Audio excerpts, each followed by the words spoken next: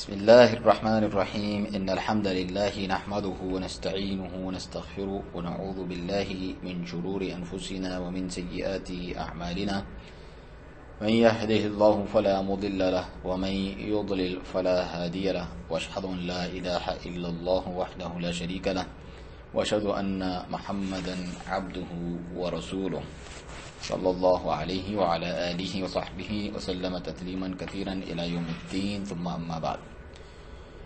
Youth club, دعوت یا entertainment, داعی الی اللہ یا فنکار.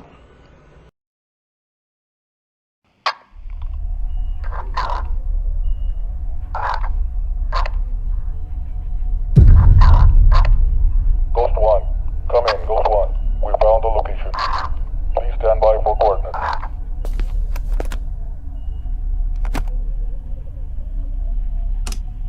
Roger that. Location coordinates have now been sent. I'm on my way.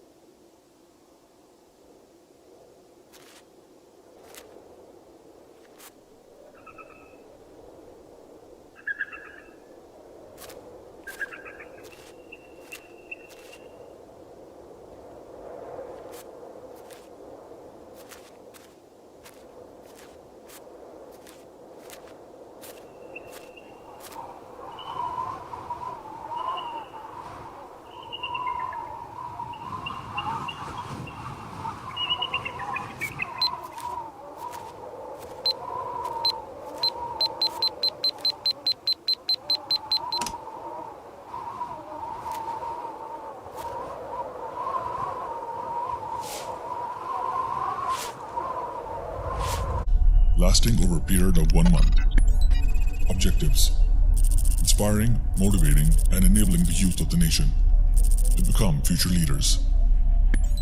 Target locations: cities all over Pakistan. Dates: 14th November to 19th December 2021.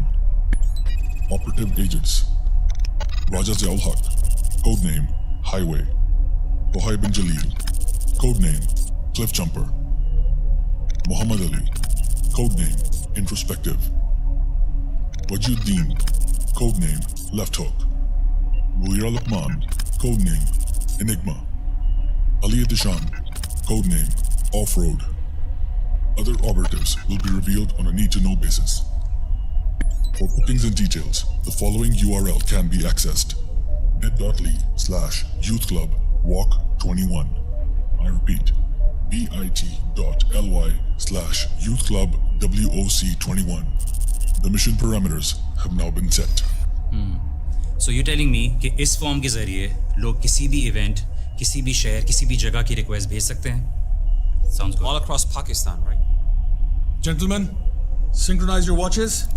We ride at 0600 hours, inshallah. I wish you all the best. Allah hamara hami nasir ho. Operation Winds of Change has now begun.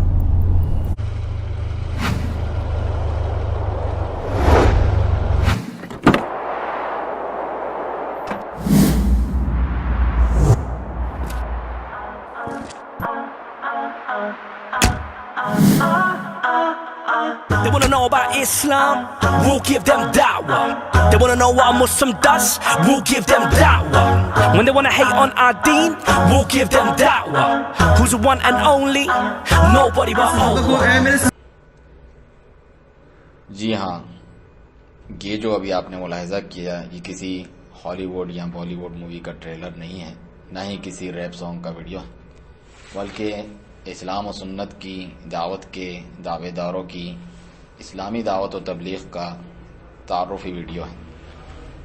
دین سے دور نوجوانوں کو دین کے قریب لانے کے نام پر دین و سنت کے مخالف مناہج پر لگانے کا نام یوتھ کلب ہے، جو امت کے ہر پیش آمدہ مسائل میں اپنی رائے اور کلام دینا ضروری سمجھتے ہیں، جبکہ سنن ابن ماجہ کی صحیح روایت ہے کہ رسول اللہ صلی اللہ علیہ وسلم نے فرمایا سیأتی علی الناس سنوات خدعات، عنقریب لوگوں پر دھوکے بازی سے بھرپور سال آئیں گے، یصدق فیہ الکاذب ویکذب فیہ الصادق، جن میں جھوٹوں کی تصدیق کی جائے گی اور سچوں کو جھٹلایا جائے گا، یؤتمن فیہ الخائن ویخون فیہ الامین، اور جس میں خائن کو امانت دار سمجھا جائے گا اور امانت دار کو خائن سمجھا جائے گا، وینطق فیہ الرویبضۃ، اور اس میں رویبضہ بولا کریں گے۔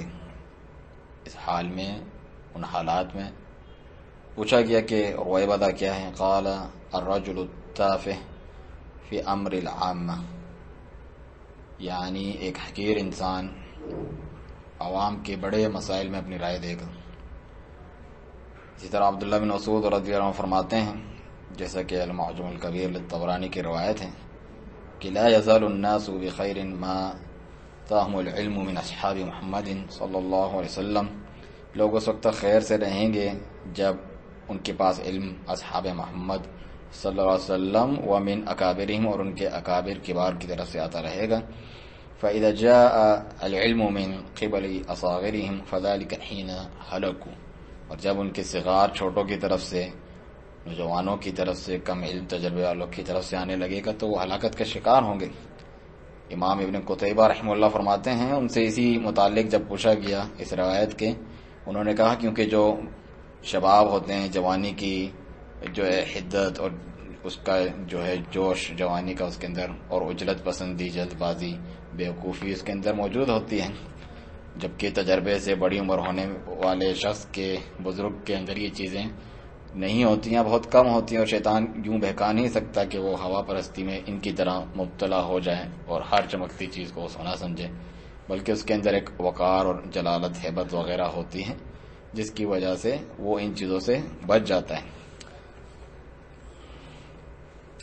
اور یہ خود جیسا کہ اپنے منہج دعوت کا ذکر کرتے ہوئے آپ دیکھیں اپنی ویب سائٹ پہ بتاتے ہیں، جو ان کی دعوت ہے اس میں کوئی توحید، عقیدے، سنت، بدعت وغیرہ کا ذکر نہیں، بلکہ فرمایا be a unique platform for youth by youth according to their psychological needs.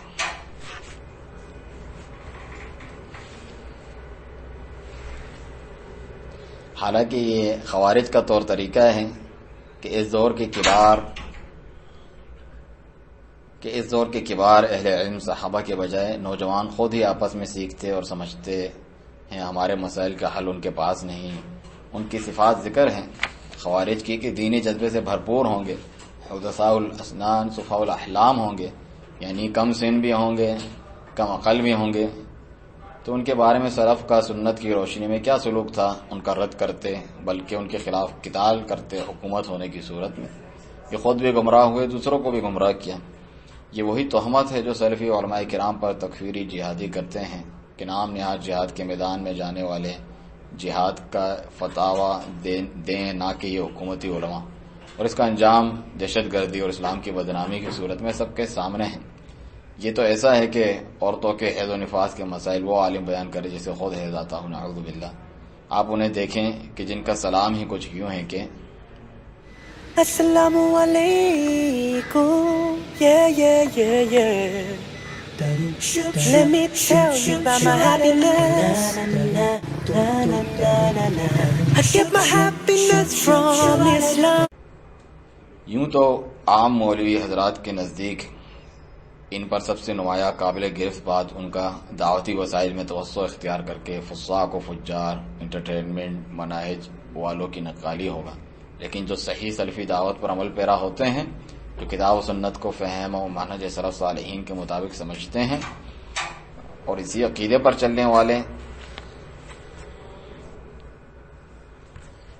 تو ہم یہ بیان کر رہے تھے کہ عام جو مولوی حضرات تھے ان کے نزدیک تو سب سے زیادہ یعنی قابل مذمت قابل گرفت جو چیز ہے ان کی جس پر وہ رد کر سکتے ہیں ان کا کہ یہ فاسق فاجر لوگوں کی طرح انٹرٹینمنٹ اور تفریح کے نام پر جو انہوں نے کیا ہوا ہے، نقالی کرتے ہیں، اداکاری وغیرہ بھی، تو اس کے اوپر وہ اعتراض کریں گے۔ لیکن جو صحیح سلفی دعوت پر عمل پیرا ہوتے ہیں وہ کتاب و سنت کو فہم سلف صالحین کے مطابق سمجھتے ہیں اور اسی عقیدے پر چلنے والے اہل علم کے رہنمائی میں دعوت دیتے ہیں، ان پر سب سے قابل گریز بات عقیدے اور منہج سے شروع ہوتی ہے۔ تو آئیے دیکھتے ہیں کہ ان کے منہج میں آخر کیا خرابی ہے، اور یہ کوئی نئی چیز تو نہیں ہے، ایسے منہج اپنائے جاتے رہے ماضی میں۔ تبلیغی جماعت کو دیکھیں، بس سب کو جمع کرنا ہے، خیر کی طرف بلانا ہے، عقیدے کا بیان نہیں کرنا، اہل بدعت کا رد نہیں کرنا، وہ ان کی دعوت کا حصہ ہی نہیں ہے۔ تبلیغی جماعت جو ہے اس کا اثر رسوخ زیادہ تر غریب طبقے تک رہتا تھا، پھر کچھ اسلام کے نام پر سیاسی جوشیلے پڑھے لکھے لوگوں کا گروپ آیا اور اسی طریقے چلی، نمودار ہوئیں، جیسے جماعت اسلامی، اخوانی ٹائپ جو لوگ ہیں، پھر کچھ اور اوپر کلاس والوں کو، ایلیٹ کلاس والوں کو اقامت دین کے نام پہ گھیرنے میں سرگرم ہوئے، جیسے تنظیم اسلامی، ڈاکٹر اسرار احمد والے۔ پھر مغربی دنیا میں یہاں بھی اور وہاں پر بھی روشن خیال لوگ، کچھ اس قسم کے جو نئے تعلیم یافتہ وغیرہ لوگ تھے، خود ساختہ انہوں نے نئی اپروچ کی کہ جو ایسے عوام کو، خصوصاً نوجوانوں کو دعوت دینے پر اپنے من پسند طریقے کے مطابق جو ہے وہ چلتے رہے، گامزن رہے۔ جو ایسے نوجوان تھے یعنی جو کیا کہیں گے، یعنی دقیانوسی اور روایتی مولوی طبقے سے بیدار تھے، تو اس قسم کے ادارے، ایسی تنظیمیں، ایسے دعوتی جو ادارے ہیں یا نام انہوں نے جو چنے ہیں وہ منظر عام پہ ہے، جیسے الہدیٰ انٹرنیشنل ہے، المغرب انسٹیٹیوٹ ہے، اور جیسے دوسرے، اور اس سلسلے کی کڑی میں یہی یوتھ کلب بھی شامل ہے، جس کے مراکز اسلام آباد، لاہور، کراچی میں موجود ہیں، اور مختلف شہروں کے کالج، یونیورسٹیز اور اسکولوں میں ان کے پروگرامز بھی جو ہے منعقد ہوتے ہیں، آپ سنتے دیکھتے رہتے ہوں گے۔ اور ان کا عام کیا ہے دعوت کا، یعنی جو دوسروں سے منفرد کرتے ہیں یہ بات کہ سیر و تفریح کی باتیں ہیں، کھیل کود سے متعلقہ سرگرمیاں کروانا ہے، جو کہ کوئی خاصہ تو نہیں ہے ان کا، یہ تو کوئی اسلامی ادارہ درکنار کوئی جو بے دین ادارے ہیں وہ بھی کرواتے ہیں، مگر یہ تاثر دینا کہ ہم نے کسی گمراہی کی دلدل سے نوجوانوں کو نکال کر کوئی حلال انٹرٹینمنٹ پہ لگایا ہے، جیسا کہ اسی منہج پر بہت سے غلط منہج والے لوگ مثال کے طور پہ سوشل ویلفیئر کے کاموں کی آڑ میں کام کرتے ہیں، یعنی عقیدہ و منہج ان کا سلفی نہیں ہوتا، مگر جب سلفی ان کا علمی رد کرتے ہیں تو جواب میں لوگوں کو اپنا ہمدرد بنانے کے لیے ان کے پاس یہی ہتھیار ہوتا ہے کہ دیکھو جناب ہم تو اتنی خدمت انسانیت کرتے ہیں اور ان لوگوں نے کیا کیا، تمہارے کون سے کارنامے ہیں، جبکہ ہم بات عقیدے اور منہج کی کر رہے ہوتے ہیں، نہ کہ خدمت انسانیت کی، جو کہ ہر کوئی کر سکتا ہے۔ اس میں اہل سنہ والجماعہ کی سلفی دعوت کا جو اصل امتیاز ہے، جو حقیقی اسلام کی اور اصلاح کی دعوت ہے، وہ نکھر کے سامنے نہیں آتی۔ ہاں، لیکن بس لوگوں کو جمع کرنا مقصود ہوتا ہے کہ کسی کی دل آزاری نہ ہو، جو کہ اخوانی دعوت ہے، اس میں تو سب کچھ چلتا ہے، لیکن جب آپ حق کی دعوت دے کر باطل کا رد کریں گے تو ظاہر ہے لوگ آپ کے خلاف ہوں گے اور بہت کم آپ کے پیروکار ہوں گے، جیسا کہ حدیث ہے 73 گمراہ فرقوں کے مقابلے میں ایک نجات یافتہ فرقہ ناجیہ ہوگا۔ یہاں کا ایک چھوٹا سا گروہ طائفہ منصورہ ہوگا، ہمیشہ ہر دور میں جن کے مخالفین یا ان کا ساتھ چھوڑنے والے انہیں کوئی نقصان نہیں پہنچا سکیں گے۔ یا اللہ تعالیٰ کا فرمان سب جانتے پہچانتے ہیں کہ شکر گزار بندے بہت کم ہی ہوتے ہیں اللہ تعالیٰ کے۔ اسی طرح فرمایا کہ اے نبی اگر تم اکثریت کی پیروی کرو گے تو وہ تمہیں اللہ کے راہ سے گمراہ کر دیں گے، بلکہ یہ تک فرمایا وما یؤمن اکثرهم باللہ الا وهم مشرکون، اکثر لوگ ایمان لا کر بھی اللہ تعالیٰ کے ساتھ شرک کرتے ہیں، تو اکثریت کوئی دلیل نہیں ہے۔ تو توحید کی دعوت اور شرک کا رد یہ دین کی بنیاد ہے، جیسا کہ فرمانے والی تعالیٰ ہے وَلَقَدْ بَعَثْنَا فِي كُلِّ أُمَّةٍ رَسُولًا أَنِ اعْبُدُوا اللَّهَ وَاجْتَنِبُوا الطَّاغُوتَ، یقیناً ہم نے ہر امت میں رسول بھیجا کہ ایک اللہ کی عبادت کرو اور طاغوت کی عبادت سے بچو جس کی بھی اللہ کے سوا عبادت کی جاتی ہے، اور یہی نبی صلی اللہ علیہ وسلم کی راہ ہے جس کا اللہ نے حکم دیا قُلْ هَٰذِهِ سَبِيلِي أَدْعُو إِلَى اللَّهِ، کہو یہی میری راہ ہے جو ابھی ہم نے ذکر کی، جس کے اللہ تعالیٰ کی طرف میں دعوت دینے والا تو میں سب سے پہلا ہوں دعوت اللہ کا کام کرنے والا، میں اسی طرح دعوت دیتا ہوں۔ کیا میں یہ صرف خود کرتا ہوں؟ نہیں، میرے جو پیروکار ہیں وہ بھی یہی کریں گے، انا ومن اتبعنی، میں بھی اور میرے پیروکار بھی، اور وہ دعوت جو ہے توحید کے ساتھ شرک کی برات سے لبریز ہوتی ہے. وہ سبحان اللہ وما انا من المشرکین، اور اللہ پاک اور مشرکوں میں سے نہیں. دیکھا آپ نے کیسی دعوت ہے جس کا ہم ذکر کر رہے ہیں. اسی طرح حدیث معاذ بھی مشہور ہے کہ آپ کو اہل کتاب کی طرف بھیجا تو کہا سب سے پہلے انہیں اللہ کی توحید کی دعوت دو، شرک کا رد کرو، رسالت کی دعوت دو. مان لیں تو پھر نماز اور دوسری جو اصلاحی جو دیگر عبادات ہیں جیسے زکوٰۃ وغیرہ اس کا انہیں بتانا. تو یہ اولیت نہیں دیتے توحید کی دعوت کو. دوسرا نقطہ، شرک کا رد بھی ہو اور مشرکین سے برات بھی ہو. یہ توحید کے ساتھ ضروری ہے. لا الہ الا اللہ کے معنی میں یہ بات داخل ہے. آپ دیکھیں دور کان لا الہ میں انکار ہے غیر اللہ کی عبادت کا، الا اللہ میں اللہ اکیلے کی عبادت کا اقرار ہے. جیسا کہ فرمان باری تعالیٰ فمن یکفر بالطاغوت ویؤمن باللہ فقد استمسک بالعروۃ الوثقی لا انفصام لها، جس نے طاغوت کا انکار کیا پھر اللہ پر ایمان لایا تو اس نے مضبوط جو ہے کڑے کو اور رسی کو تھام لیا جو نہیں ٹوٹنے والا. تو تیسرا نقطہ یہ بھی ہے کہ توحید اور شرک کا جو ہے بیان عمومی نہیں ہونا چاہیے بلکہ تفصیلی ہونا چاہیے.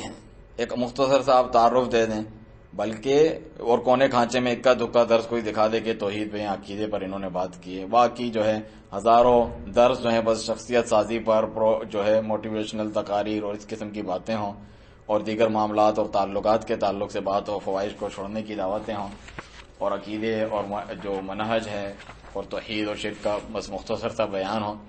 تو اسی طریقے سے یہ ضروری ہے آپ کی دعوت میں جو ہے یہ نمایاں ہونا چاہیے، سر فہرست ہونا چاہیے. اسی طرح نام لے کر تفصیل ہو، ارکان ایمان کی تفصیل، توحید اور اس کی اقسام، اس میں پائے جانے والا شرک اور نواقض اسلام اور اس میں ملوث ہونے والے گمراہ فرقوں کا رد اور ان سے برات کا اظہار. آپ ان کا موجودہ جو ہے ونڈز آف چینج پروگرام جو چل رہا ہے اس کے دیکھیں، آپ اس کے پرومو میں کون سے اہم مقاصد وہ ذکر کرتے ہیں کہ ہم بیان کریں گے لوگوں کی اصلاح کے لیے جا رہے ہیں. اس میں ہے ہی نہیں یہ چیزیں. توحید کا بیان شرک کا رد، سنت کا بیان بدعت کا رد. ان کی بنیادی اصلاحی دعوتی نکات میں توحید و شرک کا رد، توحید کیا بیان اور شرک کا رد ہے ہی نہیں. سنت اور سلفی منہج کی دعوت اور بدعات اور بدعتیوں کا رد شامل ہی نہیں ہے. یہ ملاحظہ کریں آپ. This is as real as it gets. At 0800 hours today, we have received our orders. Operation Walk is now underway. Sir, does that mean we are targeting all of Pakistan? Affirmative. KPK, Kashmir, Punjab, Balochistan or Sindh. We're going everywhere. But is دفعہ ہمارے mission objectives اور goals کیا ہیں؟ Gentlemen, آپ کے سامنے mission بریفز موجود ہیں. This is for your eyes only. ہمارے پرائمری آبجیکٹیو اس قوم کے نوجوانوں کو جگانا ہے، ان کو ایک بہت خطرناک دلدل سے بچانا ہے. چیلنجز تو بہت ہیں but the problem is they're increasing from day to day. Identity crisis, drug addiction اور معاشرتی جرائم. Not to mention lack of vision and purpose in life. پچھلے 2 سالوں میں جتنے کیسز انگزائٹی اور ڈپریشن کے میرے پاس آئے ہیں وہ مجھے ہی پتہ ہے. ایسا لگتا ہے لوگ اپنے رب کو بھول کے اپنی نفس کی غلامی میں پھنس چکے ہیں. فحاشی، بے حیائی، لادینیت اور ایتھیزم. کبھی کبھی تو یہ سب سن کر ہوپلیسنس ہی ہونے لگتی ہے. That's right, gentlemen. You've hit the nail on its head. یہی وہ چیلنجز ہیں جنہیں ہم نے فیس کرنا ہے. The mission is Rise of the Courageous. جاگو، اٹھو، بدل دو. ہمارے پاس تقریباً 1 مہینے کا ٹائم ہے جس میں ہم نے کشمیر سے کراچی تک کا سفر کرنا ہے. If I understand correctly, schools, colleges اور یونیورسٹیز ہمارا پوائنٹ آف فوکس ہے. What about masajid and madars? We cannot leave those. I agree. That means conferences, workshops and public events too, right? That's correct. یہ سب اس آل Pakistan tour کے primary objectives میں سے ہیں. Gentlemen, the task is great and the time is short. So جو لوگ ہمیں اس mission میں join کرنا چاہتے ہیں ان کے لیے کیا گائیڈ لائنز؟ میرے خیال سے اور ہو بھی اور وہ جب ہم یہ نقطہ یہ بھی ہے یعنی جو میں بتانا چاہتا ہوں کہ جب ہم یہ بیان کریں گے عقیدے کو وہ سلفی عبارات اور اہل علم کے طریقے کے مطابق ہوں. آپ دیکھیں نہ شیخ الاسلام محمد بن عبد الوہاب رحمہ اللہ کی کتب دکھیں گی آپ کو ان کے پاس ان کے دروس میں جیسے کتاب التوحید بنیادی کتاب، نہ ہی جو ہے شیخ الاسلام امام ابن تیمیہ رحمہ اللہ کی کتابیں دکھیں گی آپ کو عقیدہ واسطیہ وغیرہ، نہ جو ہے شرح السنہ امام بروحالی کے، نہ اصول السنہ امام احمد بن حنبل وغیرہ کی. اور پھر یہ سب ہو جانا بھی کافی نہیں ہے بلکہ اسی بنیاد پر الولاء والبراء، محبت و نفرت، دوستی و دشمنی بھی ہوں. رسول اللہ صلی اللہ علیہ وسلم کا فرمان ہے من حب للہ وابغض للہ جس نے اللہ کے لیے محبت کی اسی کے لیے نفرت کی، وَأَعْطَى لِلَّهِ وَمَنَعَ لِلَّهِ، اللہ کے لیے دیا اسی کے لیے روک لیا، فقد استکمل الایمان، اس نے اپنا ایمان مکمل کیا۔ اور اللہ کا بھی فرمان اس سے پہلے لا تجد قوما یؤمنون باللہ والیوم الآخر یوادون من حاد اللہ ورسولہ، تم ایسی کوئی قوم پا ہی نہیں سکتے، ہو ہی نہیں سکتا کہ اللہ اور آخرت پر ایمان رکھیں اور اللہ اور اس کے رسول کے دشمنوں سے وہ دوستی رکھیں، ان کے ساتھ نرم رویہ ان کا ہو کہ انہیں اپنے پاس بلائیں وغیرہ، چاہے آگے ذکر ہے آیت میں ان کے باپ دادا، ان کے بھائی کیوں نہ ہو، ان کے بیٹے اور قبیلے کنبے کے لوگ ہی کیوں نہ ہو، ایسو کہ اللہ تعالیٰ نے فضیلت ذکر کی اور انہیں اپنا گروہ قرار دیا ہے۔ سنت کا بیان ہو، بدعت کا رد، اور اہل بدعت کا بھی رد ہو اور ان سے بیزاری ہو، مگر یہ کیا کہ آپ الٹا دیکھیں اہل بدعت کو پروموٹ کرتے ہیں جن کے ایسے ایسے عقائد ہیں۔ یہ دیکھیں آپ ان کے یہ ویڈیو جس میں یہ بتاتے ہیں دعوت کے لیے کون سی کتابیں ضروری ہیں، آپ نے دیکھا کس کس کتابوں کا ان میں ذکر ہے۔ ڈاکٹر اسحاق احمد کی کتاب کا ذکر کر رہے ہیں۔ ڈاکٹر اسحاق احمد کون؟ جو قامت دین کے نام پر خارجی تکفیری عقائد کے ساتھ ساتھ صوفی وحدت الوجود کا بدترین کفری عقیدہ رکھتے تھے، اس کا پرچار بھی کرتے تھے۔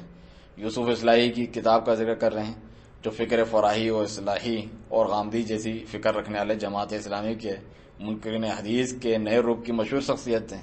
اس طرح نعمان علی خان بھی انہی کے ساتھی ہیں جو صحابہ تک کا مذاق اڑاتے ہیں، کتاب التوحید تک کا مذاق اڑاتے ہیں، اخوانیت کے علمبردار ہیں۔ عبد الرحیم گرین، بلال فلس وغیرہ جو اہل بدعت جو ہے ڈاکٹر ذاکر نائک ٹائپ وغیرہ لوگوں کے ساتھی ہیں، انہی کے جو ہے ہم مشرب لوگ ہیں۔ اس طرح مفتی طارق مسعود کو بھی بلا رہے ہیں جو کہ معروف دیوبندی ہیں، جن کے عقائد اللہ کی صفات کی تعویلات ماتریدی طرز پہ کرنا، دعا میں توسل، صوفی طرق پر چلنا، قبور و صدور سے فیوز جیسا کہ ان کی کتابوں میں ہے، اور تبلیغی جماعت قسم کی دیگر گمراہیاں موجود ہیں ان کے اندر۔ اسی طرح کے ساحل عدیم صاحب جو بڑے موٹیویشنل اسپیکر ہیں، ایک نمبر کے تکفیری خارجی کتبی، انہی کا پرچار کرنے والے، اسے بھی یہ لوگ پروموٹ کرتے ہیں اور ان سے انٹرویو لیتے ہیں، بٹھاتے ہیں، ان کی جو ہے نظریات افکار معلوم کرتے ہیں، پھیلاتے ہیں۔ اب جو طریقہ دعوت ہے اس کی طرف آتے ہیں۔ دعوتی مناہج جو ہیں وہ توقیفی ہیں، یعنی کتاب و سنت کے تابع ہیں۔ آپ جدید وسائل استعمال کر سکتے ہیں، انٹرنیٹ، لاؤڈ اسپیکر وغیرہ، لیکن جو اس کا منہج ہوتا ہے اور دعوت دینے کا طریقہ بلانے کا وہ تو توقیفی ہے، کتاب و سنت کے جو ہے تابع ہیں۔ سلف صالحین نے اسی طرح کیا ہے، چنانچہ یہ ڈرامے، ویڈیو اور دعوتی اداکاری، جھوٹ پر مبنی کلپس، اناشید، ڈسکو قسم کے، اور اسٹائل وہی ویسٹ اور فلمی والا، لیکن دعویٰ یہ کہ ہم انہیں چیزوں سے نوجوانوں کو ہٹا رہے ہیں۔ جناب آپ تو صرف انہی چیزوں پر حلال کا لیبل لگا رہے ہیں، جیسا کہ حلال شراب یا سعودیہ بینک خود کو اسلامی بینک کہلانے لگے۔ تو اللہ نے اپنے نبی صلی اللہ علیہ وسلم کے بارے میں فرمایا وَدَاعِيًا إِلَى اللَّهِ بِإِذْنِهِ، اور آپ اللہ کی راہ کی طرف دعوت دیتے ہیں اس کے اذن سے۔ اس سے معلوم چلا کہ دعوت دینے کا طریقہ بھی توقیفی ہے، اس کے جو وسائل ہیں بِإِذْنِهِ، اللہ کے اذن سے بلاتے ہیں، دعوت دیتے ہیں۔ تو یہ کوئی نئی بات تو نہیں ہے، کفار بھی یہ باطل حربے استعمال کرتے تھے، جیسا کہ فرمانے والی تعالیٰ ہے وقال الذين كفروا لا تسمعوا لهذا القرآن والغوا فيه لعلكم تغلبون، کافروں نے کہا کہ یہ قرآن نہ سنو اور لغو بہودہ بکواس کرو اس کے پڑھتے ہوئے تاکہ تم لوگ غالب ہو جاؤ، تمہاری بات لوگ سنیں۔ یا جیسا کہ سورہ لقمان میں لاہ الحدیث کی تفسیر میں روایات ہیں کہ گانے والی لونڈیاں خرید لیتے تھے مشرکین، اور جہاں قرآن کا بیان شروع ہوتا وہاں ان کے ذریعے لوگوں کی توجہ ہٹاتے، اپنی طرف کرتے، مگر اللہ تعالیٰ نے یہ حکم نہیں دیا کہ اب اسلامی گانے بنا موسیقی کے یا دینی دعوتی اس کے مقابلے میں شروع کر دو کیونکہ لوگ اس کی طرف زیادہ متوجہ ہوتے ہیں، بلکہ حکم وہی ہوا فذکر بالقرآن من یخاف وعید، قرآن سے ہی آپ کو دعوت تبلیغ کرنی ہے، جو اللہ کی وعید سے ڈرنے والا ہے وہ سنے گا۔ امام ابن تیمیہ رحمہ اللہ کو دیکھیں، ان کے دور میں بھی ایسے لوگ تھے جو قوالیاں، سماع شریف کے نام وغیرہ پہ آج بھی موجود ہیں، عارفانہ کلام جو لوگ پڑھتے ہیں صوفیوں کا، اس کا مزاج رکھتے تھے۔ پھر کچھ مشائخ اسی کو اختیار کر کے لوگوں کی اصلاح کرنے کی کوشش کرتے ہیں، اسے دلائل کے ساتھ آپ نے باطل قرار دیا امام ابن تیمیہ رحمہ اللہ نے، جس کا کچھ بیان ہم آگے چل کے کریں گے۔ اور اگر تفصیل آپ کو پڑھنی ہے اسی موضوع پر ہمارے مقالے دیکھے جا سکتے ہیں۔ شیخ عبدالسلام بن برجس آل عبد الکریم رحمہ اللہ کی مشہور تعریف ہے اس بارے میں کہ الحجج القویہ علی ان وسائل الدعوہ توقیفیہ۔ اس کے کچھ اہم نکات ہم مختصراً جو ہے ذکر کرتے ہیں، اللہ سبحانہ وتعالیٰ اسے ہدایت کا سبب بنائے۔ آپ فرماتے ہیں کہ جاننا چاہیے کہ دعوت ایک عبادت ہے، اس میں کوئی شک نہیں. اللہ کا فرمان ہے ومن احسن قولا ممن دعا الی اللہ وعمل صالحا وقال اننی من المسلمین. اس شخص سے بہتر اچھی بات کس کی ہو سکتی ہے جو اللہ کی طرف دعوت دے اور عمل صالح کرے اور کہے میں مسلمانوں میں سے ہوں. تو آپ دیکھیں ایک طرف تو دعوت سب سے افضل عمل ہو اور اسی افضل عمل کو ہی انسان اپنی احوا اور خواہشات کے مطابق ڈھالنے کی نظر کر دے تو کتنا بڑا ظلم اور گمراہی ہے. عبادت کی دونوں شرائط اس میں بھی پائی جانی ضروری ہیں کہ اخلاص ہو اور اتباع سنت ہو، جیسا کہ فرمانے والی تعالیٰ فمن کان یرجو لقاء ربہ فلیعمل عملا صالحا ولا یشرک بعبادت ربہ احدا. جس کو اپنے رب سے ملنے کے یقین امید ہو تو عمل صالح کرے، اپنے رب کی عبادت میں کسی کو شریک نہ کرے، دکھلاوا نہ ہو، خالص ہو. اور رسول اللہ صلی اللہ علیہ وسلم مشہور فرمان من احدث فی امرنا ھذا، دوسری روایت میں من عمل عملا لیس علیہ امرنا، جس نے کوئی ایسا کام کیا جس پر ہمارا حکم نہیں، دین نہیں، تو وہ مردود ہے، ناقابل قبول ہے. یا جس نے کوئی ایسا نیا کام ایجاد کیا جو ہمارے اس دین میں سے نہیں، چاہے جتنی اچھی نیت ہو، ناقابل قبول ہے. دین کامل ہے. الیوم اکملت لکم دینکم واتممت علیکم نعمتی ورضیت لکم الاسلام دینا. اللہ نے تو بڑی نعمت تمام کی ہے اور اس نعمت کا شکر ہے کہ اسی پر کفایت کی جائے کہ آج کے دن میں نے تمہارے لیے تمہارا دین مکمل کر دیا، تم پر اپنی نعمت تمام کر دی اور اسلام کو بطور دین تمہارے لیے راضی ہو گیا. امام مالک رحمہ اللہ کا مشہور قول اسی وجہ سے تو ہے کہ اس امت کے آخری حصے کی جس سے مثلا ہم گزر رہے ہیں، اتنے فتنے ہیں، اس کی اصلاح بھی اسی طریقے سے ہو سکتی ہے اس طرح پہلے لوگوں کی ہوئی تھی.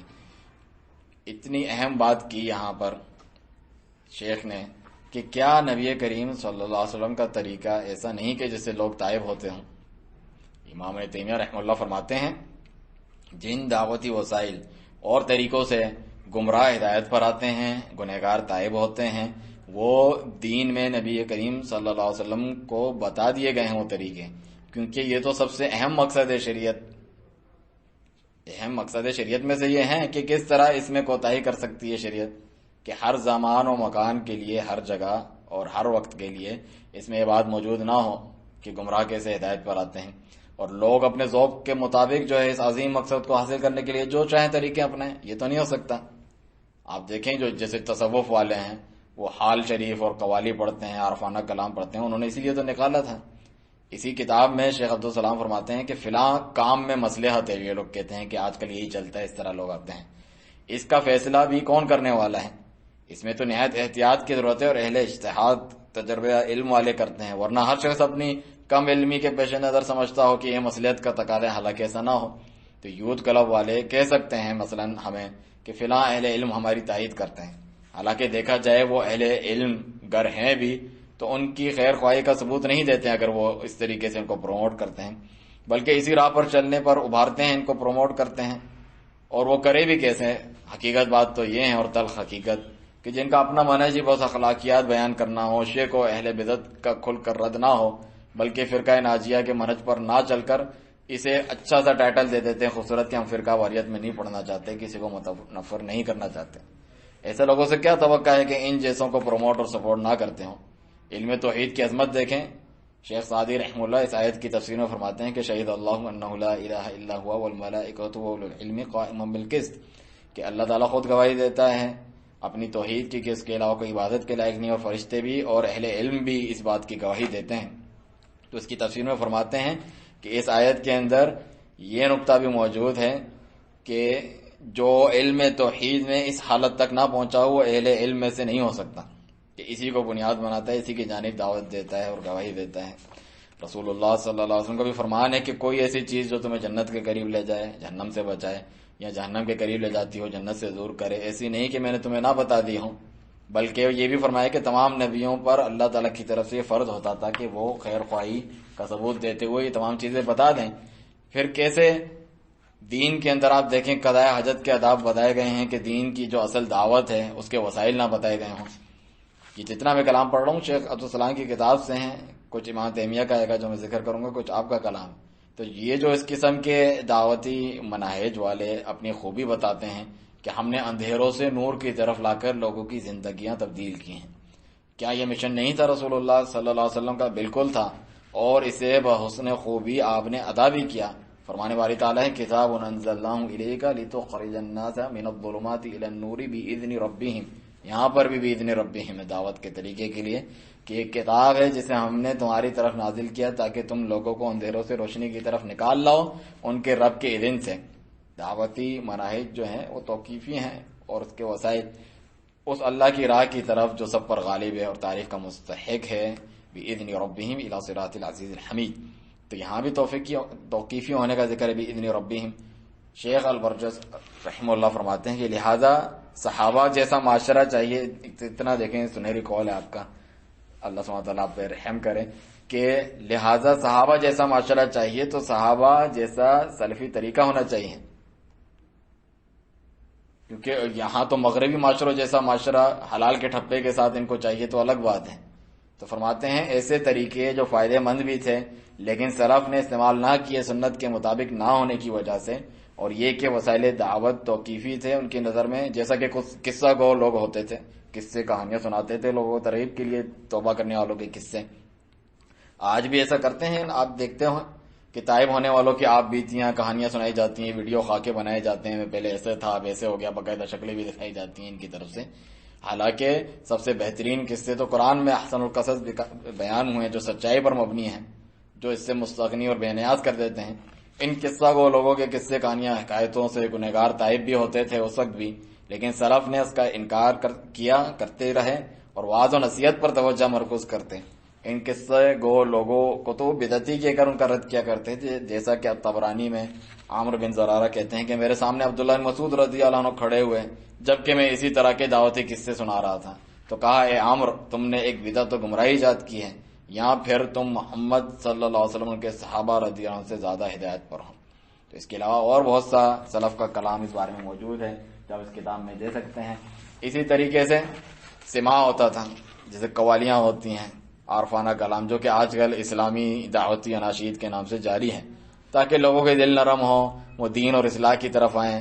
خوش لہانی اور کورس کی صورت میں پہلے تالیاں ہوتی تھیں, اب کمپیوٹرائز آوازیں نکالتے ہیں, گویا کہ میوزک نہیں ہے. آپ دیکھتے ہیں کتنے گلوکار تائب ہوتے ہیں تبلیغی جماعت اس کے ذریعے سے, اپنا اور رنگ ڈنگ اور جو وہ گاتے تھے وہی رکھتے ہیں, بس وہ اسلامی ہو جاتا ہے.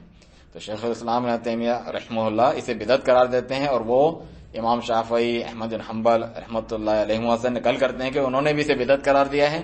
اگرچہ سائل پوچھتے تھے, کیا پوچھتے تھے, کہ واقعی اس سے ہم پر اثر ہوتا ہے, دل نرم ہوتے ہیں, فائدہ ہوتا ہے. اسی طرح سے جو اداکاری کر کے ڈرامائی کلپس بناتے ہیں دعوت کے غرض سے, اس بارے میں شیخ حمود التویجی رحمہ اللہ فرماتے ہیں کہ دعوت اللہ میں ان ڈرامائی اداکاریوں کو داخل کرنا نہ سنت رسول صلی اللہ علیہ وسلم میں سے ہیں, نہ ہی سنت ہدایت یافتہ خلفائے راشدین رضی اللہ عنہم میں سے ہیں, یہ تو محض ہمارے زمانے کے محدثات و بدعات میں سے ہیں. ایسے ہی یہ صوفی لوگ خانقاہی نظام والے, مثلا آپ ان کو دیکھیں, یہ بیعت کروا دیتے ہیں کسی حضرت جی, کسی پیر کی, تاکہ انسان ان سے جڑ کر گناہوں سے بچا رہے. اللہ کے ساتھ ساتھ ان حضرت کا خیال, پیر صاحب کا مراقبہ و تصور, پیر بھی سے جو مراقبہ پیر کا کرنا, تصور پیر کرنا, یہ بھی اسے برائیوں سے روکنے کا سبب بنے. یہ سب یہود و نصارہ کے طریقوں کی پیروی میں بدعات ہیں. یہاں پھر جو دوسری چیز آپ جانتے ہیں سب, رہبانیت اختیار کرنا, ترک دنیا, جن کے بارے میں, جن کی مذمت میں آیات و احادیث موجود ہیں کہ ان کے طریقوں پر نہ چلو, وہ یہ کرتے تھے. تو اہل علم کا رد کرتے چلے آئے ہیں. فضیلت الشیخ صالح الفوزان حفظ اللہ سے سوال ہوا کہ بعض داعیان اپنی تقاریر اور دروس میں ہنسی مذاق کو لوگوں کی ہدایت اور اللہ کے حضور توبہ کرنے کی دعوت دینے کا طریقہ اور ذریعہ بناتے ہیں. دعوت اللہ میں اس کا کیا حکم ہے؟ آپ فرماتے ہیں کبھی بھی ہنسی مذاق دعوت اللہ کا ذریعہ تو نہیں بنا. اللہ کی جانب دعوت کتاب و سنت اور وعظ و یاد دہانی کے ذریعے ہوتی ہے, جبکہ ہنسی مذاق طنز و مزاح تو دلوں کو مردہ کر دیتا ہے, اور لوگوں کا یہ حال ہو جائے کہ بس مزاحیہ باتوں پر ہنسنے کے لیے اس جگہ پر آتے ہیں, دعوت کے مقصد سے نہیں بلکہ تفریح کے مقصد سے آتے ہیں, انٹرٹینمنٹ کے لیے آتے ہیں, جو یہ کہتے ہیں. اور یہ کبھی بھی صحیح نہیں ہو سکتا, اور یہ کوئی دعوت کا طریقہ نہیں ہے, تو بس تفریح کا ذریعہ ہے. تفصیل کے لیے آپ اسی موضوع پر جو ہم نے ترجمہ کیا پڑھ سکتے ہیں, جو ہماری ویب سائٹ پر موجود ہے. اور ڈراموں کو استعمال کرنا دعوتی مقاصد کے لیے, اس کے تعلق سے بھی ہم نے نشر کیا شیخ احمد النجمی رحمہ اللہ کا مقالہ. اسی طرح شیخ الاسلام امام ابن تیمیہ رحمہ اللہ کا مشہور رد ہے کہ جب آپ سے پوچھا گیا تھا کہ ایک نیک پارسا دیندار شخص لوگوں کو گناہوں سے نکال کر نیکی تقویٰ کی طرف لانا چاہتا ہے, وہ سنت کی پیروی کرنے میں جانا پہچانا ہے, مگر لوگ اس کی بات نہیں سنتے جب تک وہ جھنکار کے بغیر جو دف ہوتی ہے اور جائز والے اشعار پڑتا ہے. دیکھیں ادھر بھی وہ اس سے بچنے کی کوشش کرتا ہے جو ناجائز ہیں. ایسا کرنے سے واقعی بہت سے لوگ تائب بھی ہو جاتے ہیں، اسے مقصد بھی حاصل ہو رہا ہے، نمازی بن جاتے ہیں، برائیاں چھوڑ دیتے ہیں، حرام سے بچنے لگتے ہیں۔ کیا یہ سماع جائز ہے جبکہ اس سے اس قدر مصلحت حاصل ہوتی ہے اور اس شخص کے لیے اس کے سوا دعوت دینا ممکن بھی نہیں؟ یہ مجبوری بھی بتائی کہ اس کے علاوہ وہ دعوت سنتے ہی نہیں، مجبوری ہے۔ اس کے جواب تک میں شیخ فرماتے ہیں، امام صاحب امام ابن تیمیہ رحمہ اللہ قرآنی آیات اور احادیث بے شمار ذکر کرتے ہیں جو آپ اصل کتاب میں انشاءاللہ پڑھ سکتے ہیں، ہم ترجمہ کر کے اسے نشر کریں گے۔ فرمایا کہ یہ کتاب و سنت کی پیروی نہیں، نہ اتباع سنت اور سلف کا راستہ ہے، جبکہ انہوں نے اللہ کے حکم سے ہم سے زیادہ صراط مستقیم کی طرف بلایا اور کامیاب رہے، اور ان کے طریقے کی پیروی کرنے کا ہمیں حکم ہے۔ قل ھذہ سبیلی ادعو الی اللہ علی بصیرہ انا ومن اتبعنی، یہ پہلے ذکر کی میں نے۔ اسی طرح وانک لتہدی الی صراط مستقیم، اے نبی ضرور آپ صراط مستقیم کی طرف ہی بلاتے ہیں۔ پھر فرماتے ہیں طویل دلائل ذکر کرنے کے بعد، اس سے معلوم ہوا کہ جس چیز سے اللہ تعالیٰ گمراہوں کو ہدایت دیتا ہے اور بھٹکے ہوئوں کی رہنمائی فرماتا ہے اور جس کے ذریعے نافرمان تائب ہوتے ہیں، لازم ہے کہ وہ اس کتاب و سنت میں سے ہو جس کے ساتھ اللہ نے اپنے رسول کو مبعوث فرمایا ہے، کیونکہ جن چیزوں کے ساتھ اللہ نے اپنے رسول کو مبعوث فرمایا اگر وہ ان مقاصد کو حاصل کرنے کے لیے کافی نہ ہوتا تو دین رسول ناقص تصور ہوگا جسے مکمل کرنے کی ضرورت ہو۔ جبھی امام مالک کا قول امام شاطبی اپنی کتاب الاعتصام میں نقل کرتے ہیں کہ اللہ نے حکم دیا نبی صلی اللہ علیہ وسلم کو، یا ایھا الرسول بلغ ما انزل الیک من ربک وان لم تفعل فما بلغت رسالتہ، جو کوئی یعنی اے رسول پہنچا دو اللہ کی طرف سے جو تم پر نازل کیا گیا ہے تمہارے رب کی طرف سے، اگر ایسا نہ کیا تو گویا کہ تم نے رسالت کا حق ادا نہیں کیا۔ تو امام مالک فرماتے ہیں جو کوئی نیا طریقہ ایجاد کرتا ہے اور اسے اچھا سمجھتا ہے، بہتر سمجھتا ہے، زیادہ کارگر سمجھتا ہے، زیادہ کارآمد سمجھتا ہے، تو اس کا یہ گمان ہے کہ محمد صلی اللہ علیہ وسلم نے رسالت پہنچانے میں خیانت سے کام لیا، نعوذ باللہ۔ آگے شیخ الاسلام فرماتے ہیں، اور شیخ کا یہ کہنا کہ اس طریقے کے سوا لوگ سنتے نہیں ہماری بات، تائب نہیں ہوتے، تو وہ شیخ خود شرعی طریقوں سے جاہل ہوگا، کیونکہ انہی طریقوں پر چل کر تو ان لوگوں سے بھی بڑھ کر جو گمراہ کافر تھے، مشرک تھے، انہوں نے توبہ کی۔ جیسے ہمارے ہاں جو ہے بتایا جاتا ہے عورتوں پہ ظلم ہو رہا ہے، تو جاہلیت میں تو بیٹیوں کو زندہ دفن کر لیتے تھے، قتل و غارت عام تھا، بدکاری کی آج بات یا فحاشی سے لوگوں کو روکنے کے لیے طریقے استعمال کیے جاتے ہیں۔ اس دور میں تو اپنی سگی ماں سے انسان شادی کر لیتا تھا، اور ان سب سے بڑھ کے کفر و شرک اور بت پرستی عام تھا۔ تو امام تیمیہ فرماتے ہیں کہ اس سے اتنے لوگ صدیوں سے تائب ہوتے چلے آ رہے ہیں کہ جن کا شمار نہیں، بنا ان خود ساختہ جدید طریقوں کے، بلکہ جو ان مسنون طریقوں سے تائب ہوئے وہ تو امت میں سے سب سے افضل صحابہ و خلفائے راشدین بن گئے رضی اللہ عنہم۔ اور فرماتے ہیں کہ جو شیخ آپ نے ذکر کیا یہاں پر شرعی طریقوں کے بجائے بدعتی طریقے ایجاد کرتا ہے تو وہ خود جاہل ہیں، اگر اس کی نیت اچھی ہے تو پھر بھی جاہل ہے، اور یہاں اس کی نیت ہی خراب ہے، نیت ہی لوگوں میں بڑا بن کر مشہور ہونا اور لوگوں کا مال بھی باطل طور پہ کھانا ہو۔ تو واقعی ان میں سے بہت، اب میں اپنی طرف سے کہہ رہا ہوں کہ واقعی ان میں سے بہت سے تو شہرت پسندی، ویوز اور لائکس اور فیم کے لیے سب کرتے ہیں، جو کہ ان کے طریقوں سے واضح ہوتا ہے۔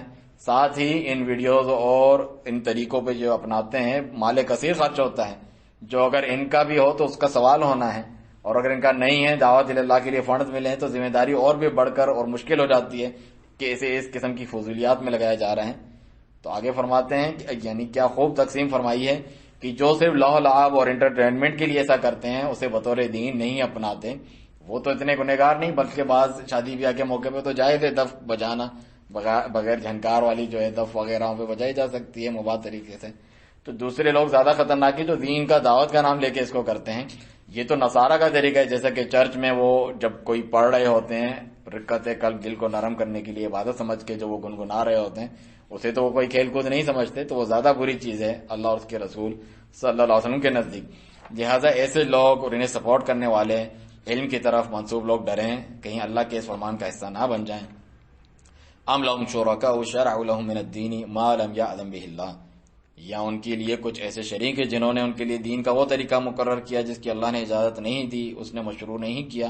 ولولا کلمۃ الفصل لقضی بینہم، اور اگر فیصلہ شدہ طے شدہ بات نہ ہوتی تو ضرور ان کے درمیان ابھی فیصلہ کر دیا جاتا۔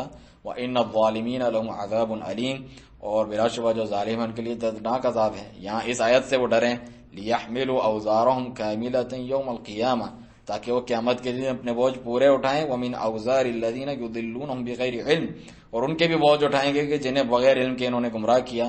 الا ساء ما یذرون، سن لو کتنا برا بوجھ ہے یہ اٹھا رہے ہیں۔ اور گمراہی ایجاد کرنے اور اس میں ان کی پیروی کرنے والوں کے گناہوں کا بھی ان کے سر ہونا ہے جس طرح حدیث میں. اسی طرح بغیر علم کے فتویٰ دے کر کسی کو بھٹکانے کے وبال کے متعلق بھی حدیث مبارکہ موجود ہیں. مثال کے طور پر آپ ان کی یہ ویڈیو دیکھیں.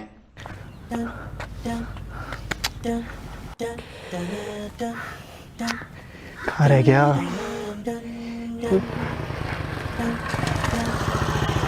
تم لے کے جاؤ گے؟ آپ جائیں گی؟ مجھ میں کیا ہے؟ نہیں بیٹھے آپ. یہ اتنی چھوٹی سی بائک ہے. آگے ہو شاباش. ہاں آگے کدھر ہوں؟ Thank you. بیٹھ جاؤ, ٹچ نہیں ہونا. ہاں چلو. ہاں. کیا کر رہے ہو؟ پیچھے کیوں آ رہے ہو؟ آگے ہو جاؤ, آگے ہو جاؤ. ہاں تو آپ لگتا ہے پہلی بار بائک پہ بیٹھی. چپ کرو. شاباش. کیا ہے؟ آگے ہو جاؤ. ہاں پھر آگے ہو.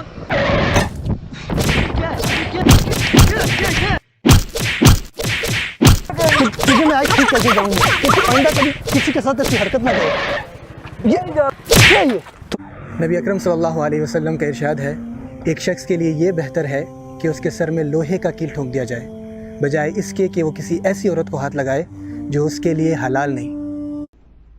آپ نے دیکھا اس ویڈیو میں کہ عورت مرد کی مشابہت اختیار کرنے والا جو لعنتی عمل ہے, واضح طور پہ صحیح حدیث سے یہ اس پر عمل کر رہے ہیں اور دین کی طرف بلا رہے ہیں. گویا کہ لوگوں کو آخر میں ایک حدیث بتا دی برائی سے روکنے کے لیے, لیکن خود ایک برائی اور لعنتی عمل میں ملوث ہو رہے ہیں. آخر میں شیخ فرماتے ہیں کہ دعوتی شرعی وسائل اتنے زیادہ اور مفید ہیں کہ ہمیں ان بدعتی ذرائع کی ضرورت ہی نہیں ہے. الحمدللہ.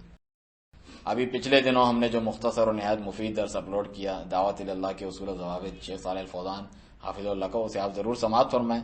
تو آخر میں یہ نصیحت ہے کہ صرف اسلام کی طرف دعوت دینا کافی نہیں ہے, بلکہ صحیح اسلام کی طرف دعوت دی جائے اور اسلام کے نام پر پھیلائی گئی گمراہیوں اور فرقوں کا رد کیا جائے, اس سے بچا جائے. امام مجاہد رحمہ اللہ فرماتے ہیں, مجھے نہیں معلوم کہ ان دو میں سے کون سی نعمت مجھ پر اللہ کی بڑی ہے کہ مجھے اسلام کی جانب ہدایت دی یا مجھے ان احوا سے بچایا, ان نت نئے طریقوں اور مناہج سے بچایا. آخر میں اللہ تعالیٰ سے دعا ہے کہ ہمیں ان نت نئے گمراہ کن دعوتی مناہج سے محفوظ رکھے اور سنت و سلف کے طریقے کے مطابق دعوت اللہ کرنے کی توفیق دے اور اسے ہماری اور لوگوں کی ہدایت اور نجات کا ذریعہ بنائے. آمین یا رب العالمین. سبحانک اللہم و بحمدک, اشہد ان لا الہ الا انت, استغفرک و اتوب الیک.